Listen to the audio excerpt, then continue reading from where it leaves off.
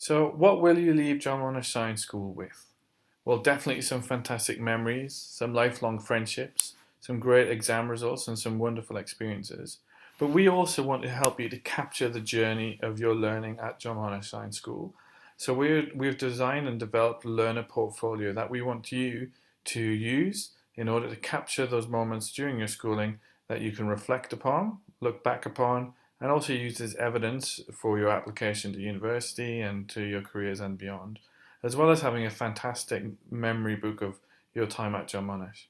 So each of you will be issued with a website that looks like this. It will have your name on the top here, and it has different tab areas. Now, as you hover over each tab, there are sub pages. These will change, these will grow and develop, and we'll help you to do that as you go along. You may well be adding things or taking things away. But today it's very, very simply about getting you to understand how your portfolio works and also to give you one of your tasks around using your portfolio. So in order to edit your portfolio, you are the editor and owner of this. You'll see that up here I have got a pencil, a plus page, and a pile of settings. Don't worry too much about the settings at the moment. If you're really good at web design, you might want to play around a bit with the format, but if you're not, then just leave it as it is for now. Once you click on the edit page, the pencil icon, it creates, it allows you to edit a page, including text, by clicking into wherever you want to type, putting these in here. You can obviously do everything you can do in normal word processing type things, so I can change the size of my font, I can change it to a slightly different font. I could also change the color, whatever you want to do in terms of creating your website. It's something that you really like. The other thing that this allows me to do is to change the layout of the page. So if I decided I wanted to go for a 2-column page, for example, I might click on that, and now I've got a new column here that I can play with. That might look really smart as well. And also it allows me to insert other things. So for example, there is a lot of options here. Don't worry too much about all this stuff. I might want to go to inserting an image from my Google Drive. So here we go. Let's click on image. Let's find a really simple image. There's Tomo. Let's put him in there. So you'll see that this is huge. This is the barbecue here. This is huge. So let's make it a bit smaller and press on S. And that makes it small or medium. There we go. I might want to center it a little bit. There we go. So I've now got an image inserted into that. I can also hyperlink text. So I can hyperlink this text here by highlighting, clicking on the link button. And that might hyperlink to either a page within the site or indeed out to a web address. Generally, if I want to put it out to web address, I'd say open this link in a new window, so it'll open a new window for me. I can do the same with an image. I can click on an image, press hyperlink, and do exactly the same thing, send it off somewhere else.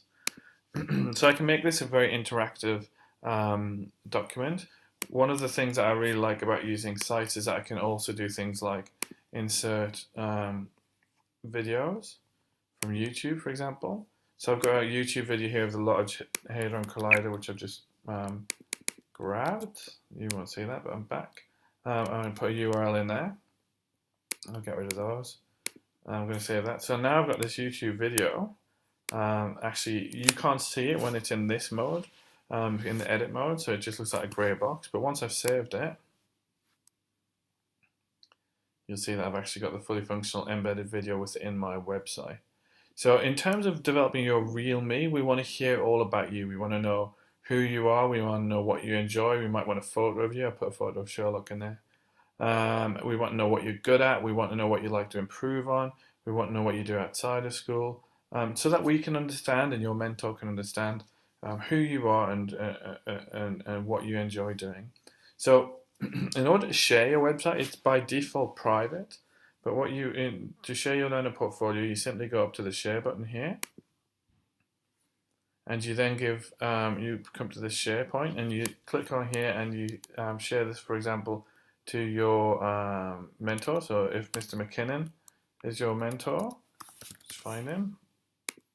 Mr. McKinnon is your mentor. I might add him in there, invite him, and say that he can view. So put the email in, click here, click on can view. and I can add a message to him and say, "Hi, Mr. McKinnon, here is my portfolio."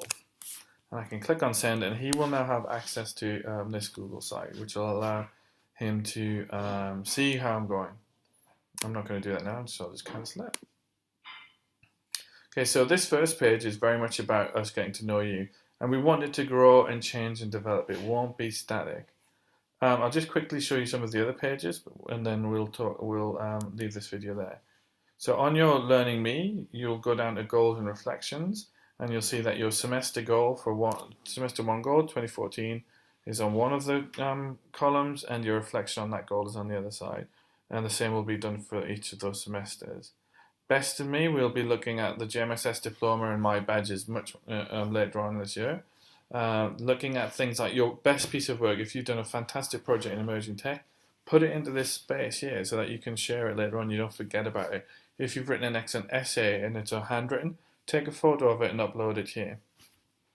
The My Pathways part is going to be a very, very important part of your portfolio, because this is going to have your career action plan, your career research, your work experience information and reflection in it. And finally, your Reflective Me is really important. This is where you are going to just capture a few sentences, nothing too long, on each time you have a one-to-one interview with your mentor, after the parent-teacher-student interviews, where your parents come along to school, after your reports in semester 1, and again the same thing in semester 2 for each year. Then at the end of the year, we'll archive each page, so you'll have access back to your reports, your reflections on your reports, your reflections on your one-to-one interviews, and your parent-teacher-student interviews as well.